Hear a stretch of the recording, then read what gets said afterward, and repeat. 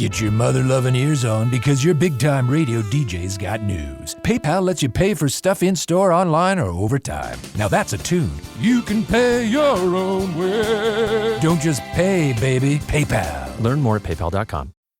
This episode is brought to you by Dogfish Head Craft Brewery. The Grateful Dead and Dogfish Head have gotten the band back together with the release of Grateful Dead Juicy Pale Ale, a light-bodied pale ale brewed with sustainable Kernza grains, granola, and heaps of good karma for a refreshing brew that's music to your taste buds. Available nationwide. Visit dogfish.com to find Grateful Dead Juicy Pale Ale in your neck of the woods. Dogfish Head Craft Brewery is located in Milton, Delaware. Please drink responsibly.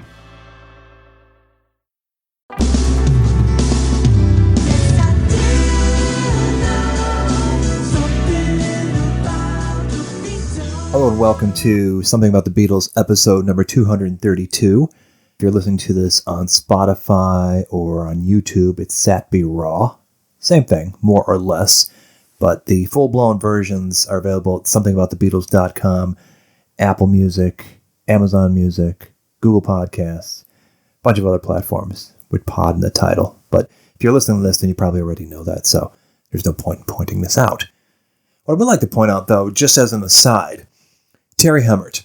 I'm sure if you're a Chicagoan or Midwestern, or maybe even beyond that, and you attend the Fest for Beatle Fans in August in Chicago, well, actually Rosemont, you'd be well aware of her as she has been the MC of the event since it began in Chicago in the 70s, in 77, downtown at Palmer House. I think Terry started doing it in 78 or 79 after that, the official MC of the show, doing an extraordinary job for all the years they've had that event going on in the Chicago area. But there are a number of Breakfast with the Beatles shows on the radio in the U.S. I think you've got other titles for similar formatted shows overseas. I know in England, Pete Dix does one. But in America, Chris Carter is the host of it in L.A. And I believe it's run on the SiriusXM Beatle channel as well when it runs on weekends. Chris has been a guest on the show. Might even be a listener, I'm not sure. But Terry has also been a guest on the show. If you think back in, I believe it was 2019, when I had Ramsey Lewis on the show, jazz legend, also a Chicagoan, and who better to co-host than Terry, whose extraordinarily deep knowledge of music runs to classical, jazz, reggae, rock, pop, and of course Beatles, bone deep in her case, because that was actually what got her on the path. When she became a fan, she saw a picture of the Beatles in a magazine with DJ Jim Stagg, who was local at the time, and she concluded that if she ever wanted to meet the Beatles, the way to do it would be to get into radio and become a DJ. And that's what she did do, graduating, I think, in the early 70s for sure. But I know that WXRT, the station where she still is now, started in 1972, and she started at some point not that long after. But she's been there an extraordinarily long time. It's got to be close to 50 years now, because the station itself has been running for 50 years. In any event, she's been hosting Breakfast with the Beatles, I'm not sure how long. But the reason I'm saying this is just that I listen to the show when I can. It's on Sunday mornings, Chicago time, from 8 to 10. So it's 2 solid hours. But if you guys are listening, wherever you're listening around the world, at least around the country, Odyssey.com is the platform where you can catch it live. Look for WXRT Terry Hemmert. That's Terry with an I, Hemmert, Breakfast with the Beatles, and you can catch it. And the reason I'm pointing all this out is because there was a show that, another podcast called Metapod, which I appeared on. We taped an interview a while back, and it's just now airing. And one of the first things out of the box they asked me about was, what's my favorite cover of a Beatles song? And there are so many, it's too impossible to answer. So I gave my default answer, which you'll have to hear the show to know. But it got me to thinking that one of the extraordinary things about Terry's show, and it's in alignment with her super deep knowledge of all kinds of music, is that when you listen to her Breakfast with the Beatles, you'll hear the standard Beatle EMI recordings, but that makes up just a segment of the show. You will hear all kinds of solo recordings from all 4 of the Beatles.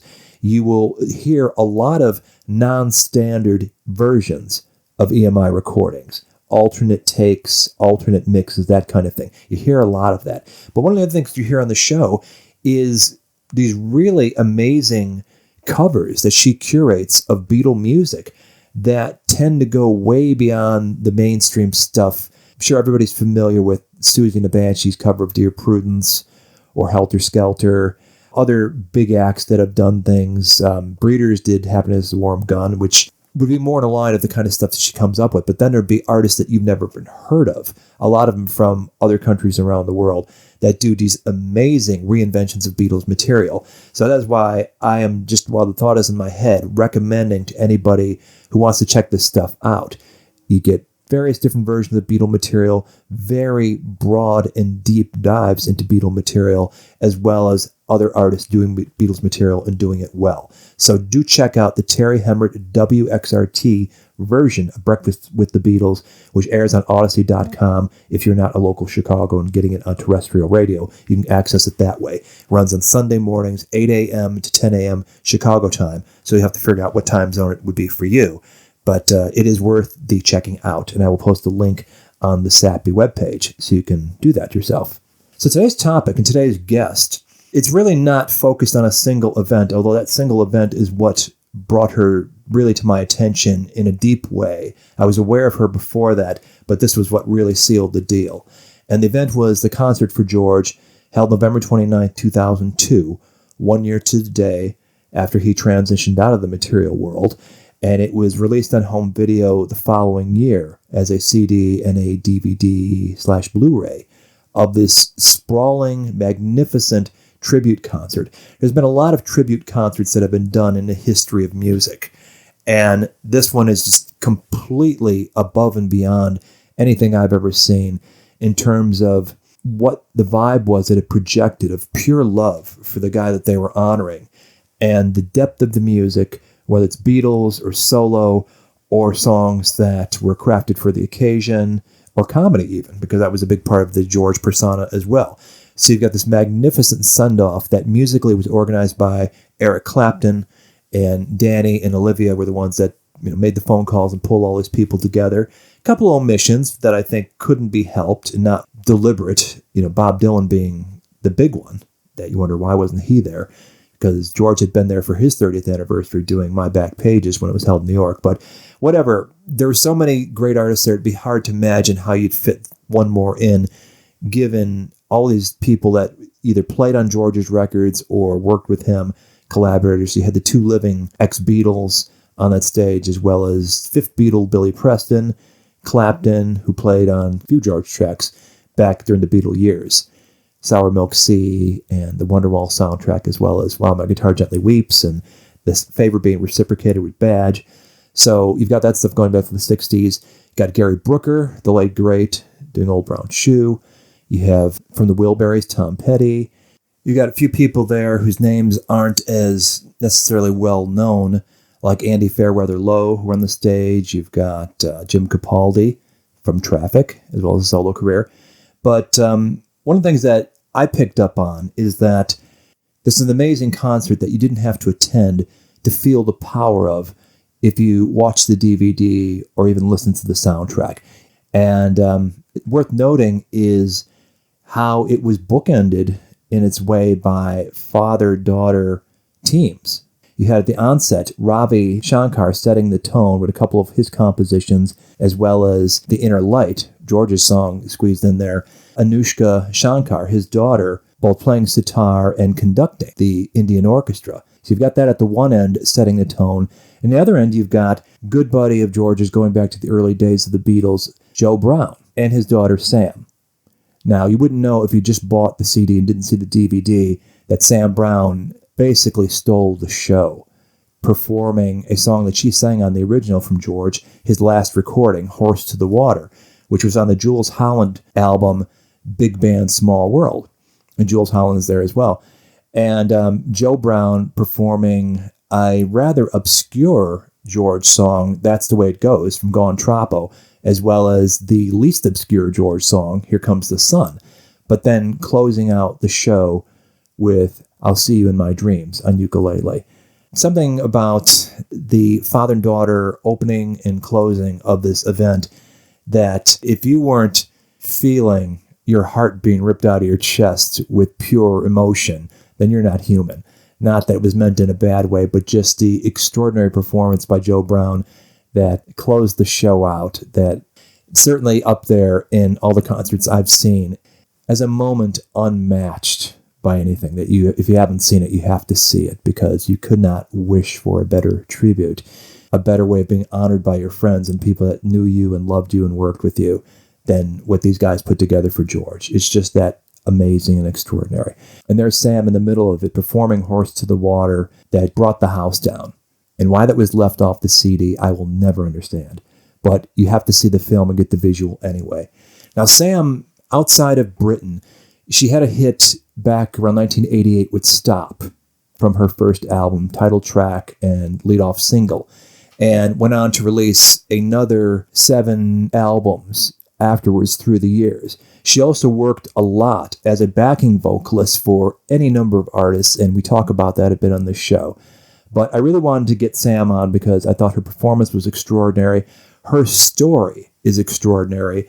Her talents and gifts, if you are not familiar or if Stop is all you know, there is this amazing artist hiding in plain sight that you really want to get to know over the course of the 7 albums that she's released and an 8th one on the way. She worked with George. Her mother was a member of a vocal group, a trio called the Vernon's Girls in the early 60s. And they crossed paths with the Beatles. You'll hear the tune they recorded that was directed to the Beatles. And Vicki Brown, her mother, and Joe's wife, was somebody that did work with George, notably on the Shanghai Surprise soundtrack. And they were very tight, the Harrisons and the Browns, up until Vicki sadly passed away from cancer, like George, in 1991. But not before recording and releasing a song that is every bit as powerful as Joe's reading of I'll See You in My Dreams, her song Look for Me in Rainbows. I've linked to it on the site, and you can check it out. It seems that way of grabbing you emotionally by the heart was not just restricted to Joe. Vicki had it too, and Sam through the course of her work. Now, she did a lot of work with Pink Floyd and David Gilmour, as well as a lot of TV stuff with Jools Holland. And that's how a lot of people know her. Again, though, not really so well known in America, except for maybe Concert for George. So that's what I'm hoping to change with this show. Every one of her albums is worth checking out. Just fantastic songwriter. And that's really, I think, where her heart lies, as a singer-songwriter, performer. Sadly, 5 years after the Concert for George, in 2007, was when she lost her ability to sing due to, she had a surgery done, but really, as you'll hear her talk, the doctors don't know what exactly the situation is, that she cannot sing the way she once did. And she had to then find another means of livelihood, which became starting these ukulele clubs in Britain, which just mushroomed in something big. And that's been going strong now for, I think, 10 years. And that's how she's been able to sustain herself. But during the lockdown period, she actually worked on a new album. And to the extent that she has these limitations with her voice now, it's not the same voice, and stylistically, it's completely different from the kind of music she was doing before. But it speaks a great deal about her gifts as an artist and her need to create and the gifts she has for doing it, that she's able to pull this thing out. I guess it will be coming out this year. You'll hear a little bit of it in the course of this show. Amazing thing. And I hadn't heard of it till we talked, and I was so glad that she shared it with me. And you'll get to hear a bit of it too. But really, this was a talk about somebody who knew the Harrisons well, worked with George, did that amazing star turn at Concert for George. And I think there's more conversations to be had with Sam, who's had this amazing life and seen a lot of music history and participated in it from her teenage years with Steve Marriott, going back that far. So you'll hear her describe that. Anyway, I was very thrilled to have her on the show. It's reasons like this that I started the show in the first place, really.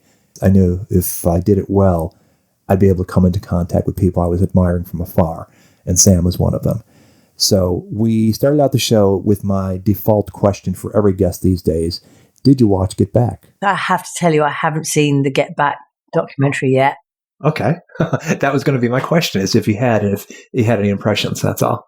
Oh, okay. I haven't actually seen it because I'm not a big watcher of things. I'm a bit more of a doer of things. Yes. But I am looking forward to it, and I will get around to it eventually. Yeah. I wonder if your dad has seen it. I don't know, actually. He may well have done, yeah. I should have asked him if he wanted to come along on Zoom. But he's not very technical, so it's been tricky. It is amazing all the people I've talked to whose careers have been in a studio that can't manage Zoom.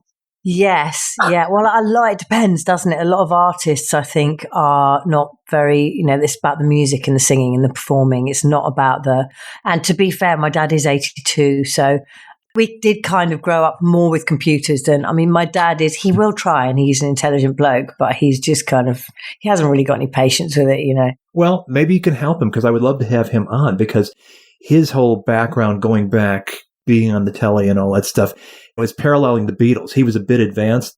Absolutely. Yeah. Absolutely. Yeah. Well, I will certainly ask him. We can see if we can organise that. I would love that. So you haven't seen Get Back, but being of the age you were, and certainly your father and your mother, you probably are aware of this, probably have seen the Around the Beatles TV special from '64 and know that the Vernon's Girls were on it. Yeah. So your mother and father both independently had this sort of connection in the periphery of the Beatles as they were taking off like a rocket. So being of your age, and maybe, I don't know if you were just getting awareness as they were breaking up of them, but did you feel a presence of them in your life? From my point of view, they were always there. But obviously I know something about it. And I know that my mum worked with the Beatles and got to know them. Especially, I think she got on well with George from the beginning, from, the late 50s, because my mum's also from Liverpool. I don't think I knew that. Yeah. So, the Vernon's Girls are all from Liverpool. They were all kind of recruited from the Pools company. Do you know what the Pools are? No. So it's like a gambling thing. So it's like a lottery? Bingo. Yeah, that kind of thing. Yeah, I've heard the expression winning the pools. Yeah. So sort of in the 50s. Uh-huh. And I don't think my mum actually worked there. I think they kind of put them in the office for a week if they found a, nice looking girl with a good voice and good legs for the dancing, So, but she was in the Vernon's Girls, and that would have been the late 50s. And they certainly worked, as you say, on TV shows. But also my mum was from Liverpool. So I think there would have been some sort of crossover there. Mm-hmm. Maybe saw them at the Cavern or any of the other venues they played. Yeah. Well, actually, the Beatles supported my dad. I think it was at the Cavern. I'm not sure, but definitely George thought that was really funny and amusing, was that basically they supported Dad, So that was a nice connection. And they did a cover of Picture of You. Oh, did they? I didn't know that. I will send it to you. Oh my gosh, I'd love to hear that. And George sings it. Wow. That's incredible. I never knew that. Yeah. They did it for the BBC, so it would have gotten out there. But the story, and I'm trying to remember where I saw this, but there's a great picture in '63 of George when they shared a bill. And you probably know about this, where your father went off to the loo and George got Mike McCartney to take his picture with your father's guitar. Yes, I do know that picture. Yeah. Yeah. I just wonder what your father's reaction was if he ever found it or saw the picture later on. You did what with my guitar? I think he definitely saw it, yeah. I'm sure he wouldn't have minded. He's kind of not precious about, well, he is, but he wouldn't have been with George. One of the advantages of being a Beatle, you see, is you don't get told off by Joe Brown when you nick his guitar. Pulled rank, huh? Yeah, absolutely, yeah. So on the subject of your father and you're coming into the world, the story has been told, and I think I've seen interviews where you've confirmed the song, Mrs. Brown, You've Got a Lovely Daughter, being written and offered to him. Yes, I think it was. I can't remember who wrote it. I'm trying to remember, but he didn't do it. And Herman's Hermits did, and had a number one with it in America. Yeah. Right. There you are, you see. Uh-huh. Yeah. My dad, I suppose in our family, my dad's a real musician. He loves music and he loves playing. And he's very much an entertainer. But he's not really one for the great big PR stuff all the time. It was more about the music for him. The pure artistry. Yeah. And I think maybe I'm probably a bit the same. But when I came out to promote Stop in America, because I did, they just didn't really seem that interested. Jerry Moss was not really. I think also I probably didn't behave particularly well. So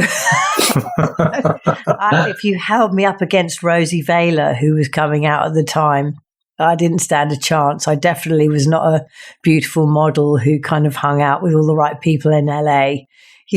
So. Well, when your aesthetic is the Simon Cowell, I need to be able to sell this, what's commercial? Yeah, you wouldn't have fit that mold. And I love the story about, now again, we're rambling, but 43 minutes and your label demanded you put a cover on it of something people would know. You're like, no. Yeah, well, why would I do that? Right. Why would I do that? This is a body of work. Why would I taint it and debase it that way? And it's a brilliant, brilliant collection. And it speaks tons about you that you stood your ground at your own commercial peril to do that. Yes, I think as someone said, it was the height of my commercial decline, basically.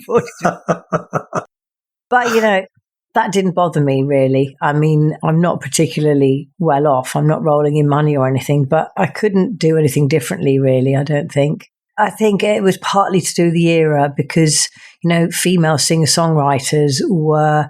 You had Joan Armatrading, so you're coming out of the late 70s, but the 80s was so not about female singer-songwriters. And I think I was never seen as a female singer-songwriter, whereas Suzanne Vega, who was also on A&M, she's very much seen as a singer-songwriter. So, I didn't really get it all. I wasn't very good at the whole marketing thing, and I didn't know how to play the game.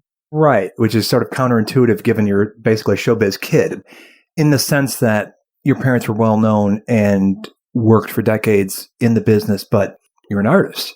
You perform, but you're not commercially driven, which is a great thing. The value of your music is something much more profound and meaningful than tossing off records that, lowest common denominator will sell to the masses that you still have to live with and be performing for decades after.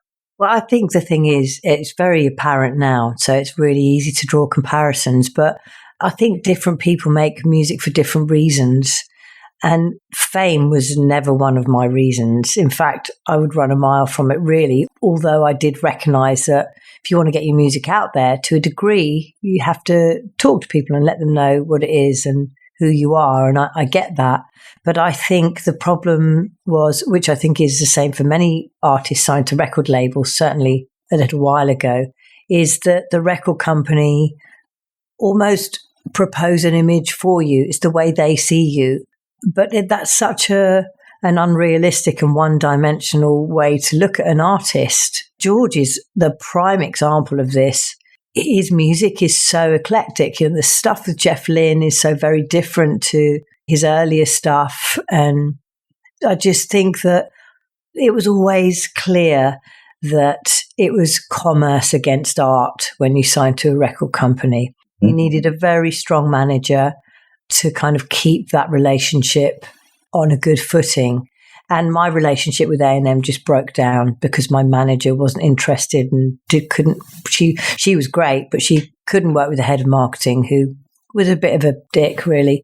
I'm sure he was fine outside of doing record company work, but it's just so hard when someone's saying, look, you need to look like this and you can't wear those boots.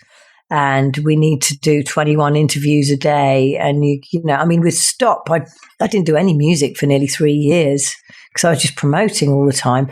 Whilst I enjoyed it because I met different people and it's nice to talk to different people, you really do get sick of talking about yourself, And then you end up doing it by rote and they're reading you the biog and you're giving the same answers. And it's so unalive to be doing that, I think. Almost scripted. Yeah, it wasn't really for me. That's not to say I don't enjoy doing interviews.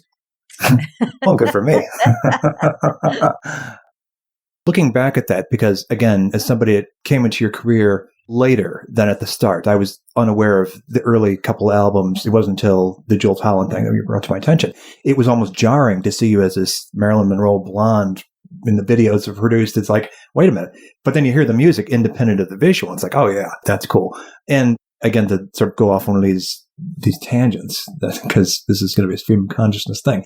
The live thing that you did a year ago, or released a year ago, Wednesday, the something of April, you and keyboard, no band, And there's such power in that stuff. And I'd seen on YouTube a while back, you were on some morning television show, I guess in Britain, performing at the piano stop. And that's the version I loved. And I was so happy to see that you put out a whole collection of performances from your whole career in that setting, because that's where I see them and hear them as the most powerful. Yeah, I mean, I guess different productions appeal to different people. I mean, for me to listen to myself singing live, I find excruciating. Although now, having lost my voice, I was like, my brother and I kind of sat there, you know, he sat here and I'm here, and I'm going, actually, it's not too bad. It's quite good, you know, it's not bad. The one-woman shows were a really good thing for me to do, I think, because it's just such an intimate connection with the audience. And you lose all of that kind of entertainer side of what you're doing. It's very much about me letting them into my world and just playing them the music. So, yeah, I really enjoyed doing those. I actually really needed to do that because at the time I've been touring with Jools Holland for years. I loved doing it, but it's such a massive wall of sound. And, you know, my part in it is kind of almost like an acting part in some ways, because you're going on and you're doing this one genre of music and looking a certain way, which I loved. I loved everything about it, but I needed something different. I needed to do something for myself. And the gigs were very small. They weren't big gigs, you know. But I just loved them, really enjoyed it. And there's nothing wrong with those records, especially after the first couple where you were taking more control of your career, say with 43 Minutes onward, which are very effectively arranged and produced. It's not like a record company came along and imposed a sound on you and you were kind of like caught up in the machinery. They're very well produced records. And then hearing these songs in this sparser, more intimate setting, it just gives you another experience of what's already good music. So it's nice to have both. Yeah, absolutely. I agree. Yeah, it's good. I love doing it. Was that recorded all along with the intent of putting it out as a live album one day? Yeah, it was. We only recorded 2 shows and it was just one of them, and it was a Wednesday. So that was kind of... Was it April? It was in April. So I'm really bad at organising things and recording stuff. And after 43 minutes, I had a lady manager called Lisa Denton, and I'd been working with her since I was 50, younger than that, actually, 13 or 14. And I then went through sort of various different managers who were all great. But as I say, it was never really about the success of it. It was about making the music. And it still is, you know, for me. But I've just finished a new album, which is completely fake. It's all processed. It's all auto-tuned, all synthetic. It's like nothing like I've ever done before. And I've absolutely loved it because I can't sing. So just great to sit there with the auto-tune and go, okay, I want to do this harmony. Oh, yeah, I'm going to put this harmony on now. Or maybe I'll do another harmony, you know. So I've really enjoyed that side of it. That's a departure. It is. I'll send it to you. Okay. Sam Brown succumbs. Well, you have to keep going with the letter thing. So I'm not sure what letter you're up to now, spelling out your name with the album titles. It's the last one. Okay. Whoa. It's called Number 8. Oh, perfect. Very good. Is that coming out this year then? I hope so. Yeah. Well, yes, it will be. I mean, when we say coming out, I just like, you know, it's not like some big official release or anything, but I think I will do vinyl on this one, and it's got a whole sort of concept to it. So I am excited about it. I'm slightly apprehensive about playing it to sort of long-term fans because there's quite a lot of spoken word and it's very poppy and kind of electronic. So it really is very different to everything else I've done. But it's your songwriting. Yeah, so I co-wrote the whole album, really as a project in lockdown, I suppose. There's so many done things like that. And we wrote every Tuesday, and we wrote about 15 or 16 songs, and there's 12 on the album. And I hadn't done any writing, and I just had no confidence. But Danny's a really old friend, and I wrote a lot of songs with him in the past. So he wrote quite a few. In fact, he's written on most of the albums. Not all of them, but most of them. And he's great. He's a writer, keyboard player, and a producer, and he's worked with all sorts of people. So he's good. Oh, fantastic. That'll be something great to look forward to. Yeah, definitely. Very cool. Are you doing any kind of promotional videos for it?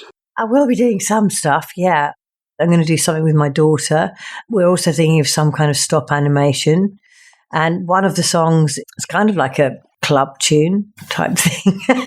it's quite cheesy, and there's a dance routine that goes with it. So I'm hoping to get people sort of drunk in their kitchen doing the dance, you know. So, the COVID hangover album. That's great. yeah, yeah.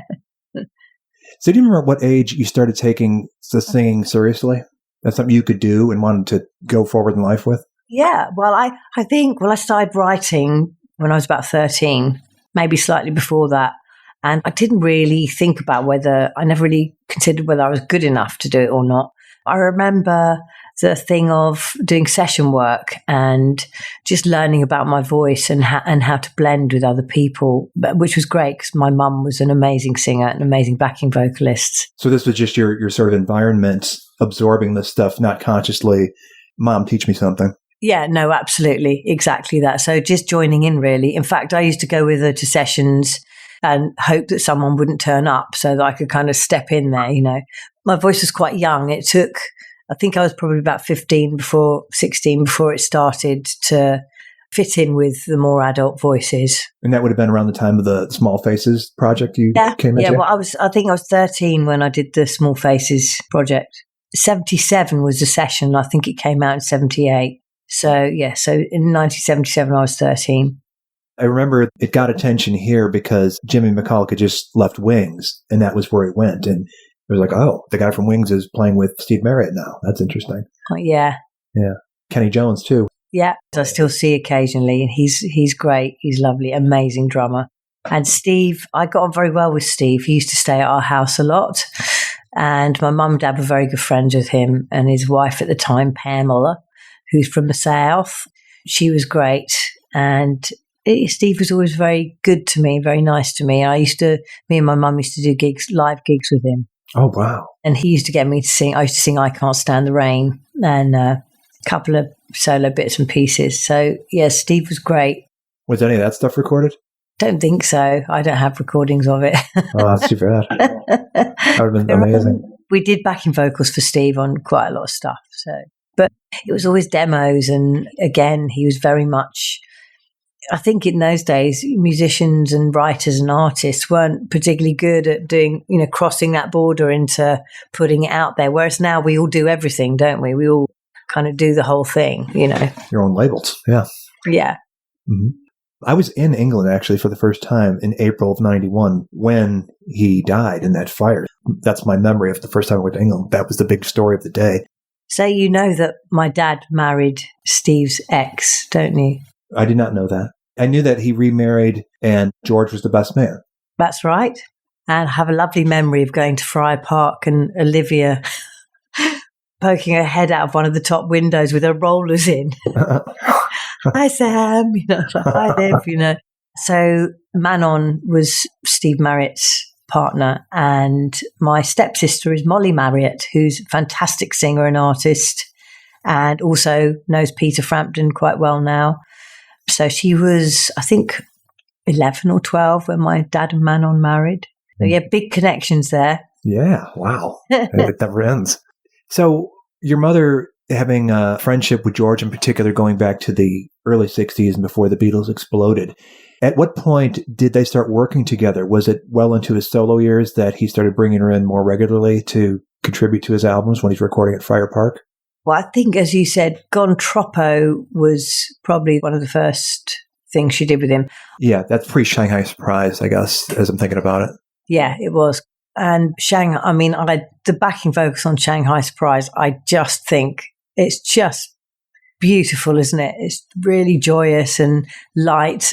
And Mum always said that George was always like that. He'd just come up with these really wacky ideas, which is very Beatles, isn't it? They had this kind of creative freedom about what they did where there were no holds barred, which I think probably came from partly, well, obviously from them, but also from the relationship with George Martin, who I think he encouraged them to think outside of the box in that way. Because a lot of musicians are like, they're a guitarist and they stick with that. And a lot of singers are afraid to speak within their singing and they're afraid to make noises within their singing. If you think about the old blues artists, if you think about people like Cab Calloway and, all those kind of 30s and 40s artists. Louis Jordan. Yeah, they used their voices in so many ways, didn't they? And I think now people are very narrow in their parameters with music. They kind of stick with one thing. And that was one of the lovely things about George, was when you went to do something for him or sing on something, it wasn't going to be kind of different for different sake, but he was just very creative.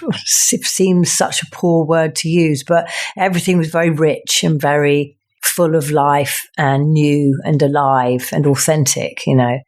That's not everybody, you know, that's not everybody. I don't even know if that's the rest of the Beatles. To me, I think George was particularly good at that.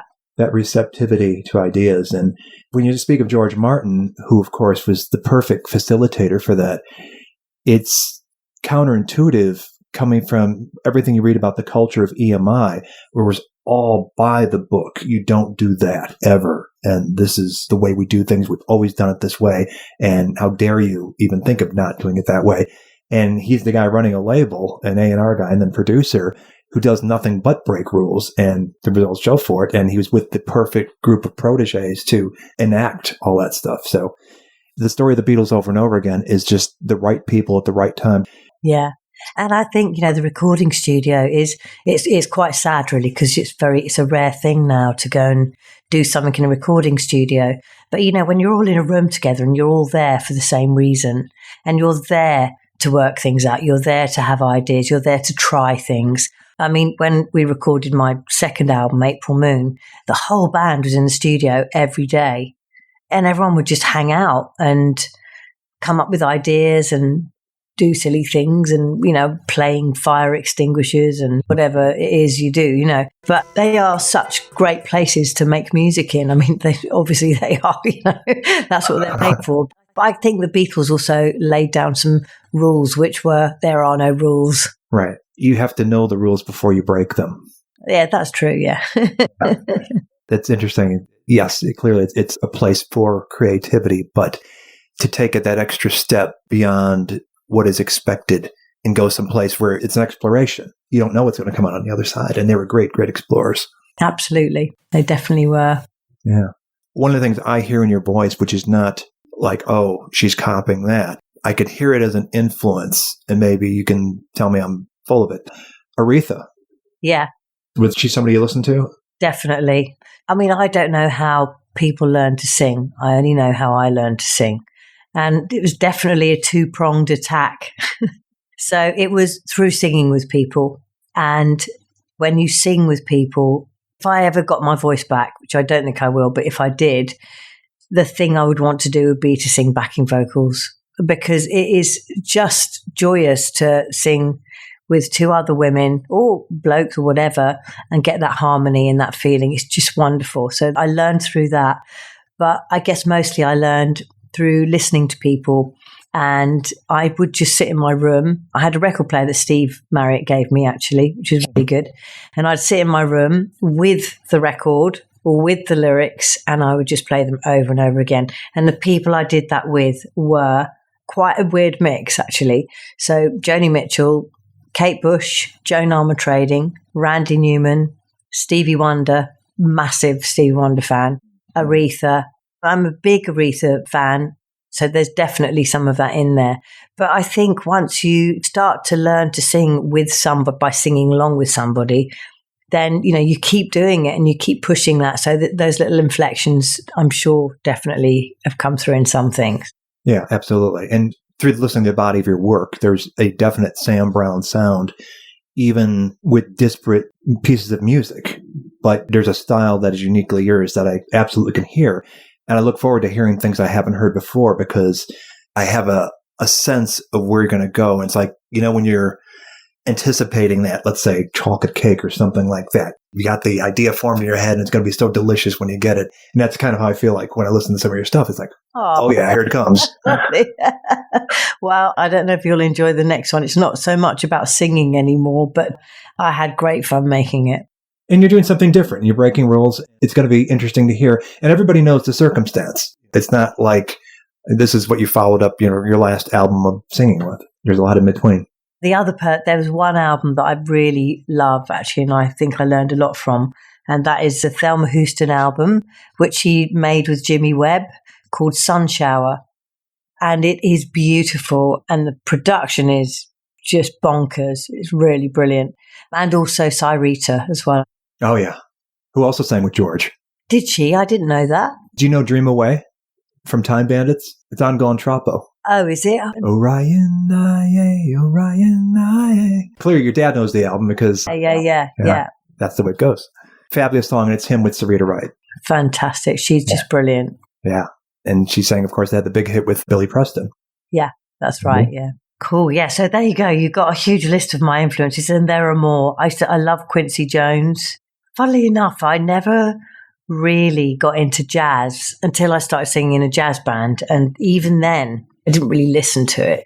So jazz has been, I love Ella. She's just amazing. But I've kind of was more into, from a jazz point of view, more into 40s music. So close harmony stuff. You said Louis Jordan. I love Louis Jordan. And who was I thinking of? For the harmony stuff, you're making me think of Pied Pipers, Joe Stafford. I don't know them, but I may do. I may have heard them. Yeah, Tommy Dorsey did stuff with them. And of course, that Sinatra was with them for a time before he completely changed the currency from the big band to the singer. Well, very well. Sure. Yeah. Apparently, Frank Sinatra was Amy Winehouse's biggest influence. Is that interesting? And actually, if you listen to her phrasing, you can actually really hear that.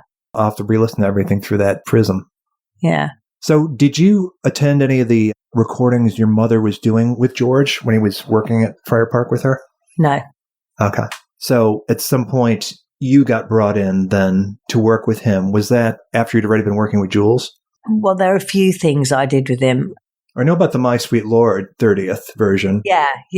That was so weird. I don't really even know why he asked me to do it. How weird was it? Well, when someone like George says, I want you to replace me, no, I don't think that's a very good idea. But actually, it's a very subtle difference in the sound. But it sounds really, even I can't always tell if it comes on somewhere. I'm like, is that me or is that George? I can't quite tell. But it was great. It was great fun. The studio at Friar Park is fantastic. And I've spent a lot of time there. I've been there doing a lot of sessions. I have been there. My mum and dad have been there. But more kind of social stuff, really, where they've just been having a jam or something. So you witnessed the ukulele stuff with your father and George? Yeah. Usually be drinking tea in the kitchen, looking out at the garden. But yeah, they're really lovely people and they're very kind. When my mum was dying, they were very, very kind to my mum and they did some lovely things for her. They brought over, I don't know if you remember the trio Bulgarka. They're 3 Bulgarian women singers. And it was, I think Kate Bush used them on one of her albums. And it's a very raw sounding voices, very kind of straight and quite harsh. But they are amazing and it's traditional singing. But Olivia and George, I think, flew them over to do a show. My mum was very ill. It wasn't, she was quite close to dying. And basically they invited us down to the sound check. Friar Park, so we kind of went down there and just the 3 of us sat there watching these amazing singers. Very kind people. Wow, I'd never heard about that. Did you guys live close by? My mum and dad did. They lived about 20 minutes away, yeah. So then you did the My Sweet Lord track. Beyond Horse to the Water and the Jules record, was there any other George recordings that you were actually on? Were you on Cloud 9? Oh, yeah, there was. I'm just trying to remember. I need to see the track listing. I can't remember. Let me have a quick look. Brainwashed. I did. Oh, okay. The last one. Yeah. So Jules and I went out to record with George. It was quite shortly before he died. I think he was in Switzerland or Italy or something. That's right. Yeah, so we went out there to record him and that was really interesting. And we all sat around and chatted and played music and it was really good. So you're speaking of the session that was in his final months for Horse to the Water. How did that come about? Was it a song that he wrote for the Jules collection? Did Jules approach him and say, hey, I'm putting this record together. I'd love to have a song from you? Yeah. Who wrote Horse to Water? Oh, George did. I think Danny has a co-credit on it too. Oh, does he? Yeah. Yeah, I think so. Basically, what Jules used to do is he'd get people, his friends, as the albums are called Friends, but he'd get people in that he knew, or some people that he didn't, and he'd just do a track with them. He'd talk to them. He's amazing to work with, Jules. I know he's not everyone's cup of tea, and he's definitely unique, but he has this wonderful thirst for art, broadly speaking, for art. He loves all art, and I think he sees music as art, and he is a great sort of protector of it and exacerbator of it as well. So I think that whole thing of getting different people into different songs was really, obviously it's good for him as well because he gets artists in and that's good for selling records and stuff. But he's also just great to be around. He's incredibly encouraging. And I think he and George always got on very well. And he's also a brilliant musician. He's a great player. So I don't know. I guess he would have known George, I think. They probably mixed in the same circles. Yeah, I'd wondered about that because the one connection I knew, and it's not a musical one necessarily, was that when they did the anthology, Jules was the one asking them the questions. Right, yeah. Yeah, and that would have been, 94, 93, whenever it was, and it came out in 95. Yeah. So, yeah. So I don't know if George had any awareness of Squeeze before that or what Jules was up to. I think he probably did. He was he loved music. He was always interested and listened to music, So, yeah, quite possibly. I don't really know. Another A&M artist. Is that how you guys connected? No, I was doing more PR and there was a pilot show called The Happening. So it was after The Tube and it was before Later.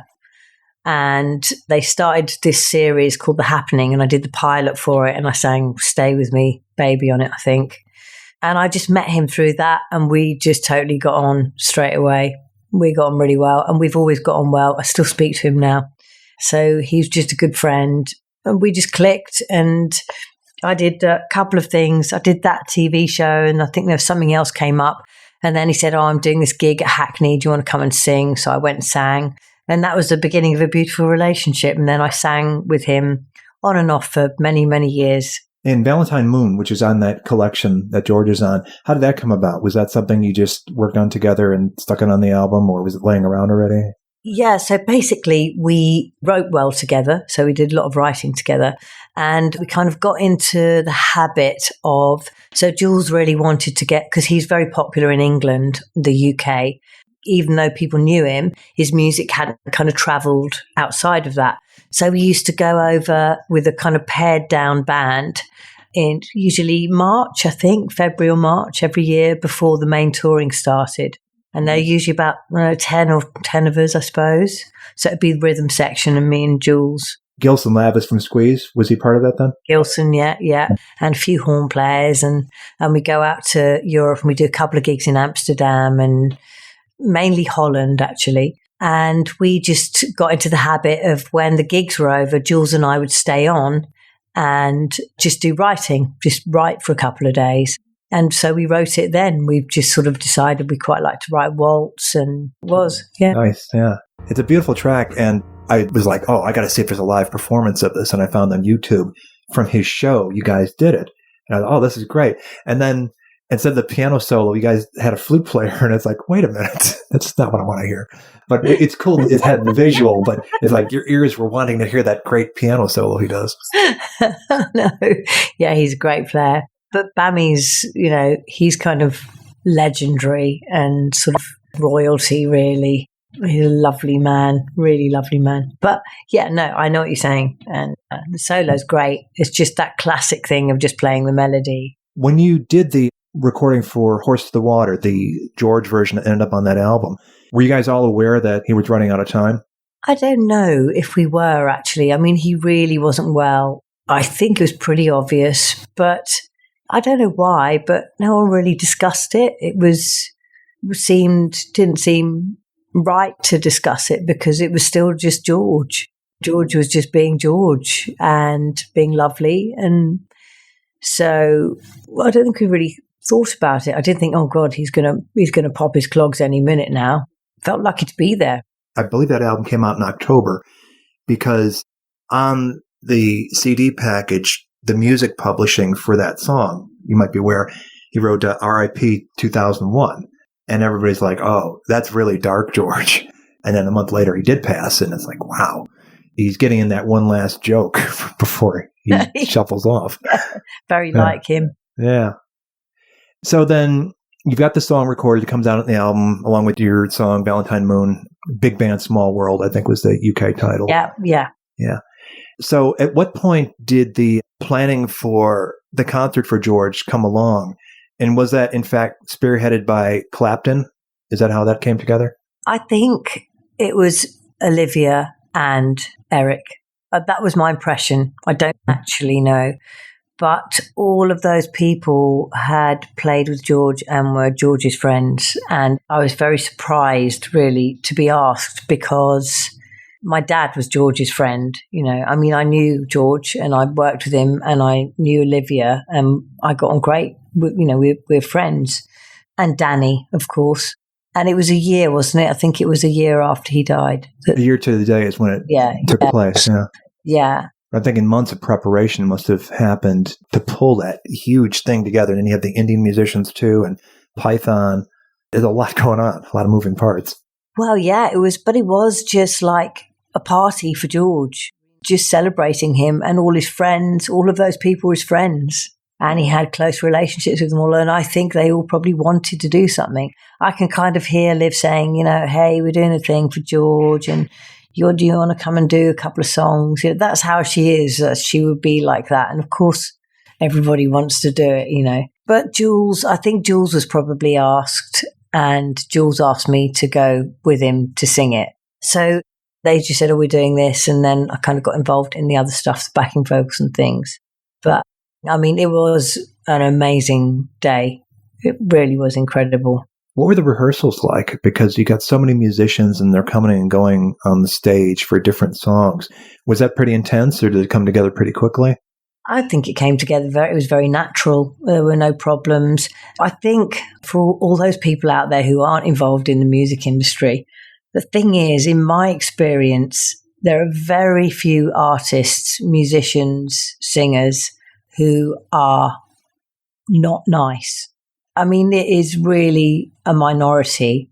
Most people I've worked with on every level, really the most famous person you've ever met or the least famous person you've ever met, musicians are just generally really pretty easygoing people. And to be a good musician, you have to know how to listen. And I think that really showed in that instance, because you've got all these incredibly strong characters up there, all just watching and listening and then just doing the right thing. And that's how it worked. And it was beautiful. The whole thing was beautiful.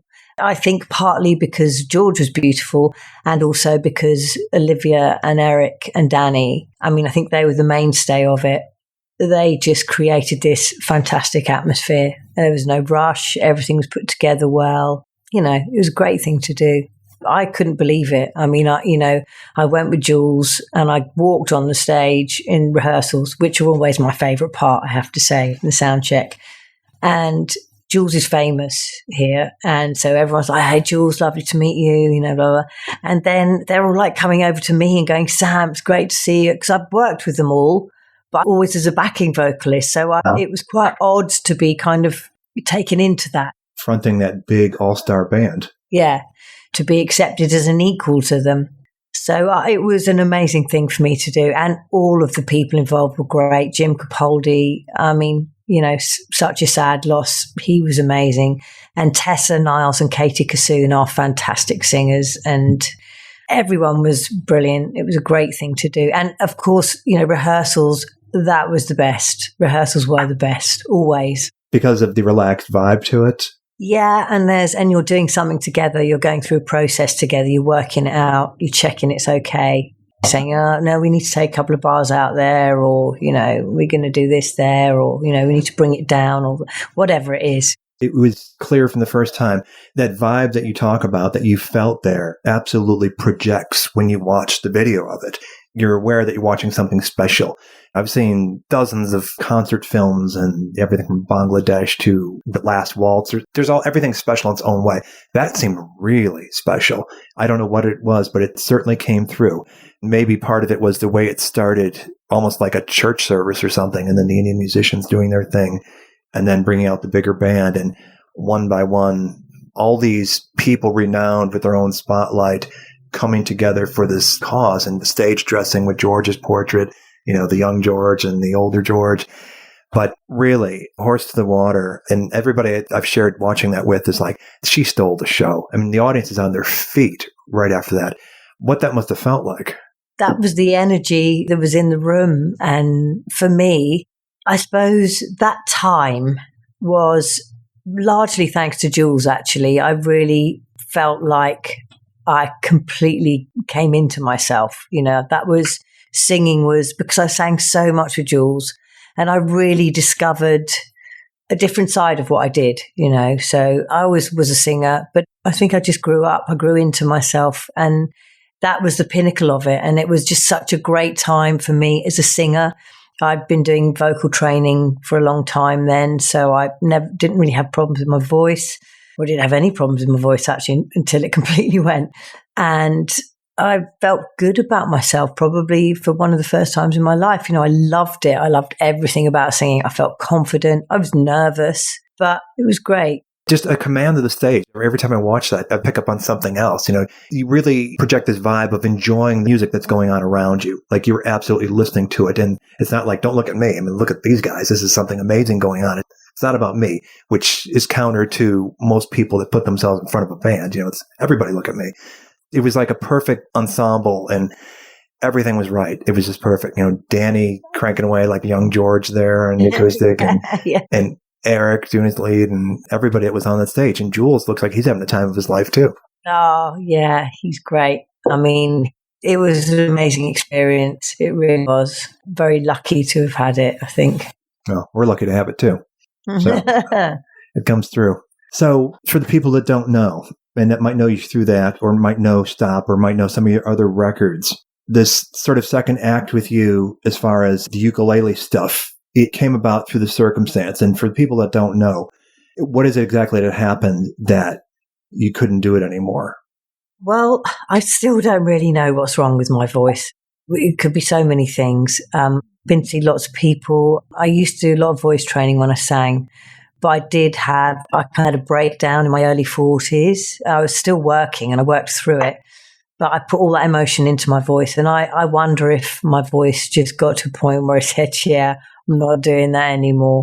Then one would think that perhaps it would recover, but it hasn't. Sometimes if I do voice training, it gets better, it improves, but it's never good enough for me to go out and sing live like I used to.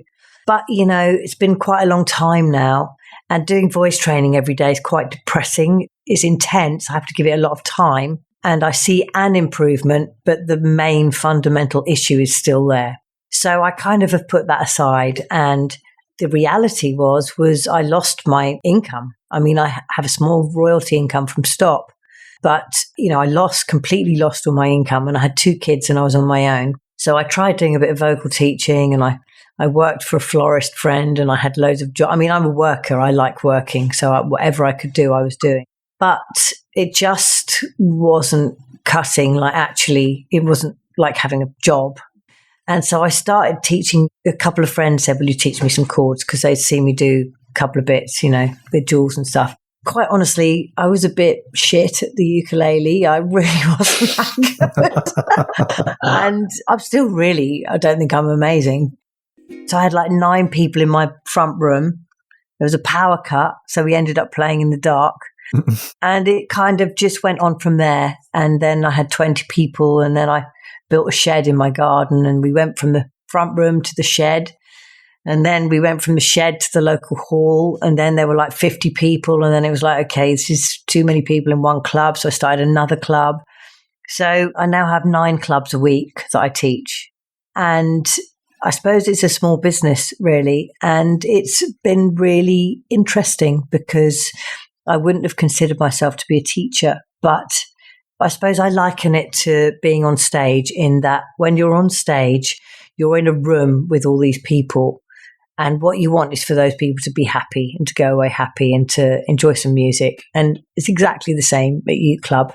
Although as time's gone on, obviously, it's now nearly 12 years since I started Uke Club.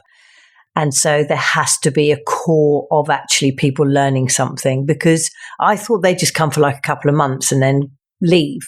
But they'd just come back year after year. I can't get rid of them. I don't mean that. They're brilliant. I've kind of made it how I want it to be or how it works for me. I find it difficult because my voice is not good. So inspiring people to play when you can't really sing is because you have to sing the song to them and sing with them. So it depends on the group. Every group's different. And it is like a gig in that it's about a collective energy in a room. And I really like it. I've just started taking breaks because through lockdown, I was teaching every single week for 2 years. And I kind of got to a point where I just didn't feel I could do it and needed a break from it. I was wondering how COVID would have affected that because it is obviously a very social situation in close proximity. Yeah. And did you like switch to Zoom or, how does that happen now? It seems like maybe an aspect of the success that it had was that social aspect because it's almost like a skiffle franchise or something where everybody is doing it for the pleasure and being able to hang out and do something with your friends that's fun. That doesn't take a whole lot of skill. And naturally, that widens the net considerably because, I don't have to be Gary. Awesome. You're absolutely right. It is very social, but it's been interesting from a social point of view as well because there's a lot of different types of people in there. You've got very well-off people who are retired and have got loads of money, and you've got people who can only just afford to come, and you've got, there's lots of different, you've got mums, you've got single mums, you've got dentists, doctors, embalmers, all sorts of things. And actually, what was quite problematic at the beginning was people are very judgmental, especially when they're adults and especially when they're mature adults. And I really had to consciously just go, hang on, everyone is welcome here and everyone, quite a few times at the beginning, I had to sort of lay the law down a bit so that it was inclusive. Because for me, that's easy because it's like a gig because loads of different people come to gigs. You don't go, well, I'm only going to do this with that person or I'm only going to play to that person. You get up there and you do what you do, Yeah. So they get a life lesson along with the uke playing. Well, many life lessons, and so do I. But it's been really interesting and I've learned absolutely loads. It's been a great thing, actually, really good thing. I'd really love to be able to sing again, but I can't see it happening. And so ukulele world is not a bad world to be in. Yeah. And I love the fact that despite this loss, we still have new Sam Brown in the form of that live album to enjoy that we hadn't heard before. So I'm happy for that. Yeah, I know. I don't think I'll stop. I think I'll make more albums. So I can sing very low. And I think the next thing I'll do is I think I'll probably write a ukulele album. I'd like to do some covers on the ukulele because I've never done a covers album before. So I'd quite like to do that. The EP is original material, right? The 5-song uke. Yeah. I always look down my nose at covers, very snooty about it, But actually, through doing covers with Uke Club, you learn a lot about songwriting, and about what works and what doesn't. So I think I'll probably write a uke album and I'll have like a double album with originals and covers. That'd be amazing.